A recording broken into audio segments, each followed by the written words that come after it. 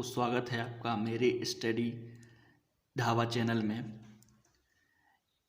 इससे पहली वाली वीडियो पे हम ई गवर्नेंस के इंट्रोडक्शन को कंप्लीट कर चुके थे, जिसमें हमने बताया था ई कॉमर्स में ई का मतलब और इलेक्ट्रॉनिक्स का मतलब, और ई में जो आपका इलेक्ट्रॉनिक गवर्नेंस है उसमें ई शासन का क्या अर्थ होता है।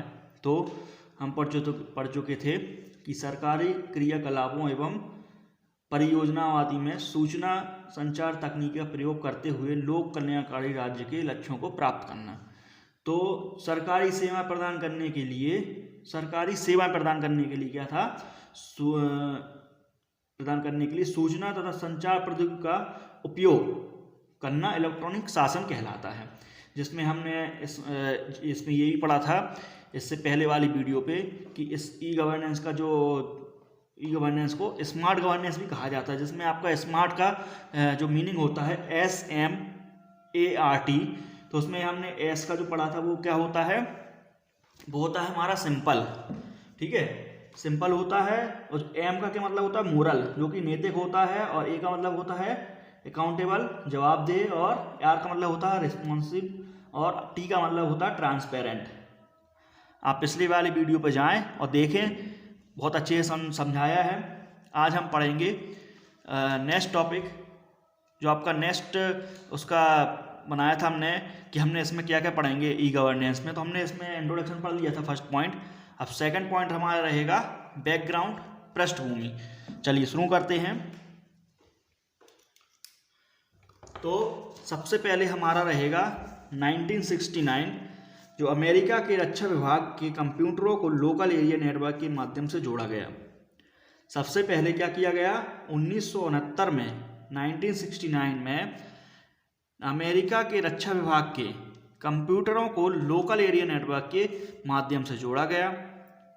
नेक्स्ट फिर 1970 में भारत में ई गवर्नेंस की उत्पत्ति। 1970 के दशक के दौरान चुनाव, जनगणना, कर, प्रशासन आदि से संबंधित डाटा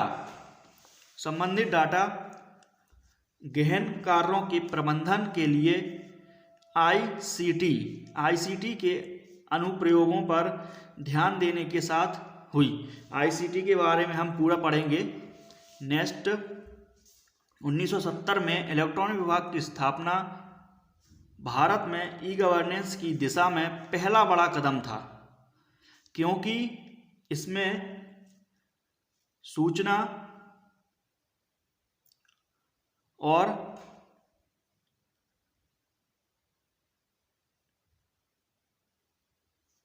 उन्नीस सौ 1970 में इलेक्ट्रॉनिक विभाग की स्थापना भारत में ई गवर्नेंस की दिशा में पहला बड़ा कदम था, क्योंकि इसमें सूचना और संचार पर ध्यान केंद्रित किया गया था। फिर 1976 में राष्ट्रीय सूचना केंद्र NIC की स्थापना हुई।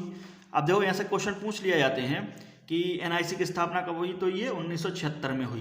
तो ऐसे क्वेश्चन है इसमें, इसलिए मैंने इस टेबल को आपको इसमें ईयर दिया गया है, तो जो आपको हेल्प करेगा, मदद करेगा, ठीक है। 1977 में 1977 में स्थापित राष्ट्रीय सूचना विज्ञान केंद्र क्या कहलाता है, NIC। राष्ट्रीय सूचना विज्ञान केंद्र ने देश के सभी जिला कार्यालयों को क्या करने की कोशिश की, कंप्यूटरीकृत मीन्स कंप्यूटराइजेशन करने के लिए जिला सूचना प्रणाली का कार्यक्रम का शुरू किया। अब नेक्स्ट 1987 ई गवर्नेंस को बढ़ावा देने की दिशा में 1987 में लॉन्च NICNET राष्ट्रीय उपग्रह आधारित कंप्यूटर नेटवर्क एक क्रांतिकारी कदम था। फिर क्या पूछ सकता है कि 1987 में जिला सूचना प्रणाली कार्यक्रम शुरू हुआ, यही पूछ सकता है। कब हुआ, 1987 में। तो याद रखना आप। 1988 national association of software and service companies शुरू हुई। इसका फुल फॉर्म पूछ लिया जाता है कभी कभी, नेस्कॉम का फुल फॉर्म पूछ लिया जाता है, तो याद रखिएगा आप। 1999 क्या हुआ, मिनिस्ट्री ऑफ आईटी। अब 9 जून 2000 को इंफॉर्मेशन टेक्नोलॉजी एक्ट 2000 बना, तो आईटी एक्ट या आईटी अधिनियम 2000 बना। तो डेट आपको याद रखनी है। फिर क्या हुआ, 2002 में national institute for smart government Hyderabad में बनाया, जो कि क्या हुआ, हैदराबाद में बनाया जाता है, बनाया गया। फिर आपका 2006 में national e governance plan NEP राष्ट्रीय ई शासन योजना। 16 जुलाई 2009 में कॉमन सर्विस सेंटर CSC का फुल फॉर्म पूछ लिया जाता है कभी कभी, तो आपको याद रखना है सर्व सेवा केंद्र, हिंदी में पूछ लिया जाता है और आपको ये इंग्लिश में तो याद ही रखना है। 1 जुलाई, फिर आता है आपका 1 जुलाई 2015। 1 जुलाई 2015 में डिजिटल इंडिया की शुरुआत हुई, ठीक है। फिर आता है आपका 2016 में ministry of electronic and information technology, जो कि आपका होता है मिनिस्ट्री इलेक्ट्रॉनिक्स IT, जो कि क्या है, संचार मंत्रालय से अलग किया गया है। इसको संचार मंत्रालय से अलग किया गया है, संचार मंत्रालय से अलग किया गया।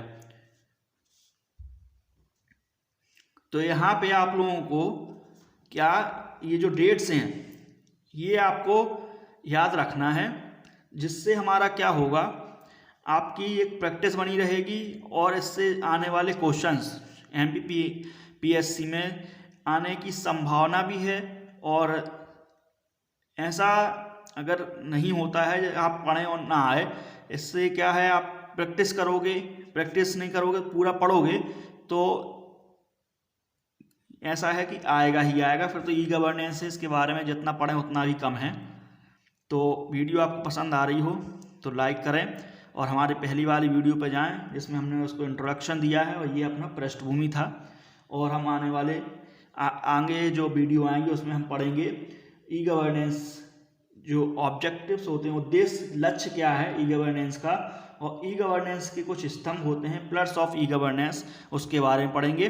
तो इस वीडियो को समय देने के लिए धन्यवाद। इस वीडियो को ज़्यादा से ज़्यादा शेयर करें और हमारे चैनल को सब्सक्राइब करें। वीडियो पसंद आ रही हो तो लाइक करें। आपका दिन शुभ हो। Thank you.